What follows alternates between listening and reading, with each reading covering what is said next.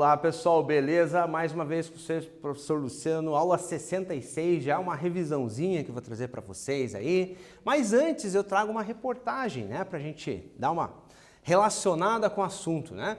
Vocês já ouviram falar de Botox, né, gente? Aquela toxina botulínica, né, utilizado para amenizar rugas e linhas de expressão, né? Muitas pessoas utilizam, né?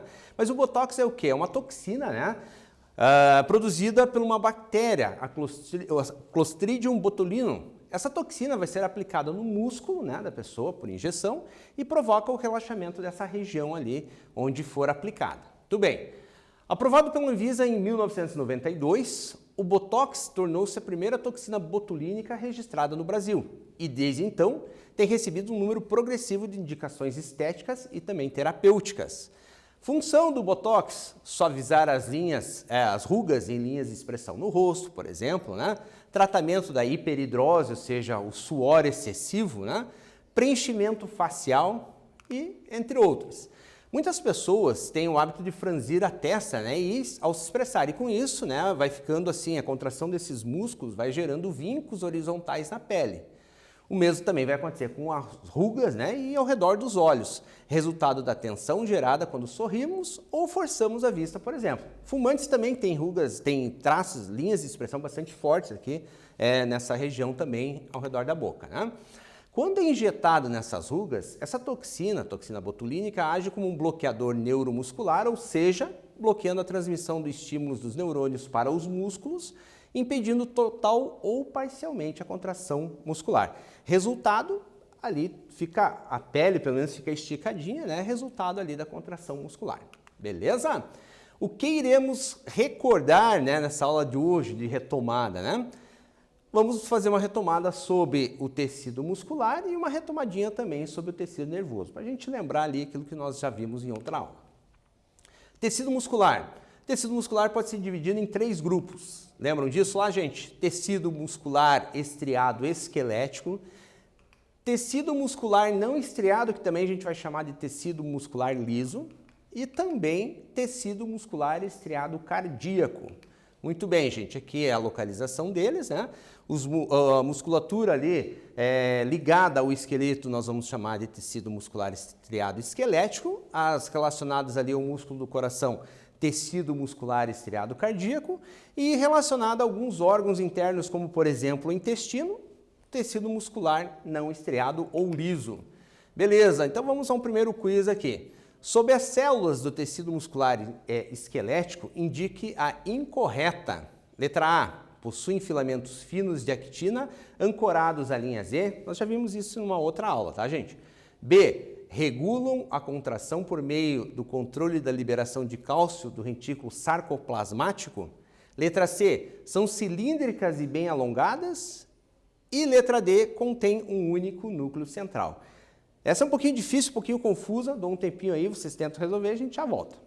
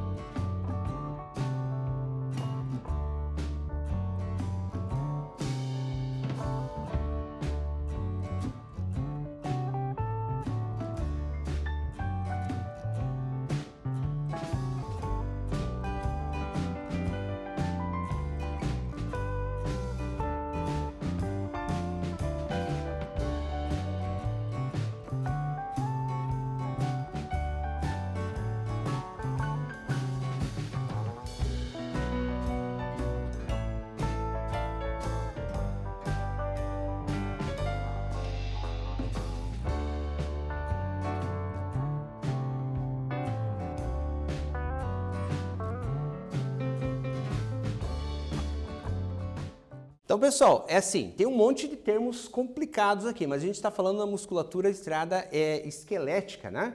Então, o que acontece, gente? Lembra lá que a gente falou que ela tem vários núcleos. Então, acaba sendo bem fácil, contém um núcleo, o único núcleo central é a incorreta, então matou. Aquele monte de palavra complicada ali, né, foi desnecessário. Propriedades, né, desse tecido, gente. Nós temos ali a questão da extensibilidade, nós temos elasticidade e excitabilidade. São as 3 propriedades principais do tecido muscular. Suas células, que a gente também chama de fibras, né, são alongadas e apresentam grande quantidade de filamentos de proteínas contráteis, as chamadas actina e miosina, que estão em maior quantidade, mas também tem outras ali, tá? Em maior quantidade, actina e miosina na fibra muscular. Já vamos para um outro quiz, gente. O tecido muscular é responsável pela locomoção do corpo e pelo movimento das vísceras. Com base na afirmativa acima, não é correto afirmar que, veja, não é correto afirmar, letra E, o músculo liso apresenta capacidade de regeneração, uma vez que as células musculares lisas se dividem por mitose. Beleza. Letra B, as miofibrilas nas células do músculo estriado, esquelético e cardíaco se organizam nas chamadas unidades de concentração de contração, ou sarcômeros. Letra C, o músculo estriado esquelético é responsável pelo peristaltismo, ou seja, aquele movimento, né, no trato digestório. E letra D, a atividade física pode proporcionar um aumento na musculatura, pois estimula a síntese de novas miofibrilas no citoplasma das células musculares esqueléticas, aumentando o seu volume, tá? Aquele tempinho para vocês resolverem e já voltamos.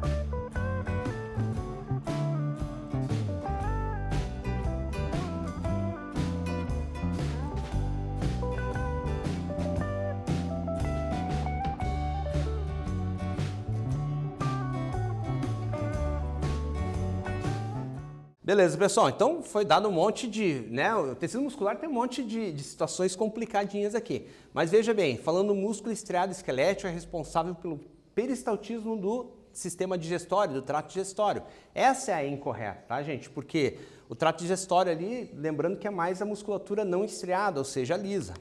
Muito bem.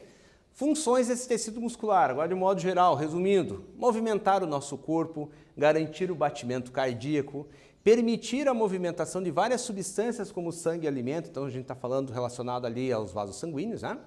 Garantir a estabilização do corpo e a manutenção da postura, permitir que alguns órgãos aumentem de tamanho e retornem ao seu tamanho original. Imagine lá um útero, né, na gravidez, ele vai aumentar de tamanho, depois vai retornar ao tamanho original. Produzir também calor pela sua contração. Grande parte do calor do nosso corpo é produzido pela nossa musculatura. Muito bem. Aqui é a história dos sarcômeros, né, que são vistos pelo microscópio eletrônico, a gente vai ver áreas são mais escuras e mais claras, assim, seguindo uma sequência, né? Isso devido a filamentos, né, os mais finos de actina e os mais grossos de miosina, e eles têm toda uma propriedade, assim, de se intercalar, tá? Vamos lá, gente, um exercício aqui, adaptado a uma questão da UEL. Considere os tipos de fibras musculares e as ações a seguir. Então, temos ali, primeiro, a estriada cardíaca, 2, a estriada esquelética e 3, a lisa. Beleza? Letra A, a gente vai ter que correlacionar as duas ali. Letra A, contração involuntária e lenta. Letra B, contração voluntária em geral vigorosa. Letra C, contração involuntária e rápida. Na próxima tela aqui. Assinale a alternativa que associe corretamente os tipos de fibras musculares e sua respectiva ação. Letra A, a correlação 1A, 2B, 3C. Letra B, 1A, 2C, 3B. Letra C, 1B, 2C e 3A. Letra D, 1C, 2A e 3B. E letra E, 1C, 2B e 3A. Meio confusinho, você tem que voltar lá, ver certinho, né? E logo a gente retorna ali para ver se acertou.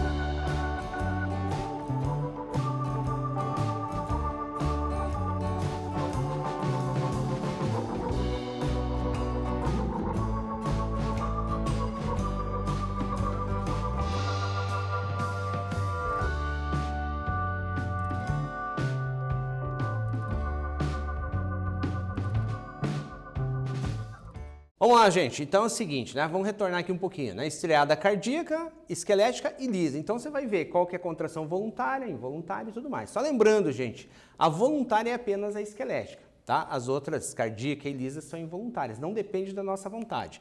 Portanto, a correlação correta seria 1C, 2B e 3A, tá? Essa é a correlação correta ali das duas situações, as duas afirmativas ali. Tá? Só voltando aqui, então, lembrando da questão dos filamentos de actina e miosina, né? Os de actina são os finos, de miosina são os grossos, né? Eles se contraem, se sobrepõem, né? Formando ali a faixa escura que a gente vai chamar de banda A, que é formada por filamentos finos de actina e grossos de miosina, tá? Então, ela vai ser mais escura, né? Porque está sobreposta. E a gente vai chamar de faixa clara somente onde tem a banda I, que é formada por filamentos somente finos, somente de actina, né? A contração é voluntária nesse caso, beleza? Aqui definindo ali como também a faixa H e a faixa M, né? Os locais ali de junção, e também a linha Z que delimita um sarcômero e outro. Agora vamos ao tecido nervoso, tá? Tecido nervoso é um tecido que faz ali comunicação, recebe, interpreta, responde aos estímulos, né, nervosos e tudo mais. Aqui o grupo de células, né, relacionadas a isso, com destaque ao neurônio, certo? E assim, gente, a célula especial, o neurônio, como que ele é composto, né? Nós vamos ter a seguinte estrutura: o chamado corpo celular, os dendritos, que seriam aquelas ramificações aqui na parte de cima, né, próxima ali ao corpo celular, e um prolongamento que a gente vai chamar de axônio. O axônio vai ter aquela que a gente viu na outra aula lá, a chamada bainha de mielina, que é um tecido ali gordurosinho, assim, que uma estrutura gordurosinha que está ali no prolongamento chamado axônio. Corpo celular é a região onde está localizado o núcleo, né, do neurônio, né, bem como a maioria das suas organelas. A parte celular em si, conhecida como nós vemos ali. Dendritos, extensões muito ramificadas, responsáveis então por receber os sinais químicos de outro neurônio. Então, o impulso nervoso, os sinais químicos, as sinapses, eles são recebidas aqui pelos dendritos. E o axônio é uma extensão que transmite para outras células, tá? Então, nós vamos ter o chamado impulso nervoso, tá, gente? O impulso nervoso sempre vai ter esse sentido, né? Nunca ao contrário. Sempre vai vir dos dendritos, vai passar pelo corpo celular e vai para o axônio. E essas ramificações do axônio é que vão passar para a próxima célula. Essa próxima célula pode ser um neurônio, um outro neurônio, pode ser uma célula muscular, pode ser uma glândula, né? Mas o fato que é essa última parte ali que vai se ligar com essa outra célula, tá? Aquilo que eu falei agora, chamadas sinapses, né, gente? São espaços entre dois neurônios, né? Onde os neurotransmissores são jogados ali, provocando algum tipo de estímulo, tá? Esse estímulo aí, ele pode ser de ação, pode ser, assim, de uma reação um pouco mais lenta, mais rápida e tudo mais, né? Os dendritos, aqui o axônio, aqui a ligação, né, e tudo mais. E aqui embaixo, né, uma nova animaçãozinha ali para você entender como é que funciona, né, a passagem dos neurotransmissores na chamada sinapse, que seria esse espacinho aqui, certo? A figura a seguir representa um neurônio. Então, vamos a um exercício ali, né? Representa um neurônio, uma célula típica do sistema nervoso. Os pontos de 1 a 6 indicam algumas partes dessa célula. Então, temos aqui indicadinhos os números, tá? Em certas áreas do neurônio. Marque a alternativa que indica corretamente o nome dessas partes. Analise as estruturas indicadas na figura. Então, vamos lá. Agora é complicadinho aqui, tá, gente? Dá uma confusãozinha, até eu coloquei novamente os desenhos ali para tentar facilitar ali a tua localização. Letra A, 1 dendrito, 2 axônio, 3 corpo celular, 4 bainha de mielina, 5 núcleo e 6 nódulo de Ranvier. Veja que é complicadinho aqui agora. Letra B, 1 axônio, 2 corpo celular, 3 núcleo, 4 nódulo de Ranvier, 5 bainha de mielina e 6 dendritos. Letra C, 1 corpo celular, 2 dendrito, 3 núcleo, 4 bainha de mielina, 5 nódulo de Ranvier e 6 axônio. Ó, tá dando nó na cabeça aí, gente. Letra D, 1 dendrito, 2 corpo celular, 3 núcleo, 4 bainha de mielina, 5 nódulo de Ranvier e 6 axônio. Eu coloquei os desenhos aqui para tentar facilitar um pouquinho, mas veja lá, gente. Tenta resolver lá, a gente já volta.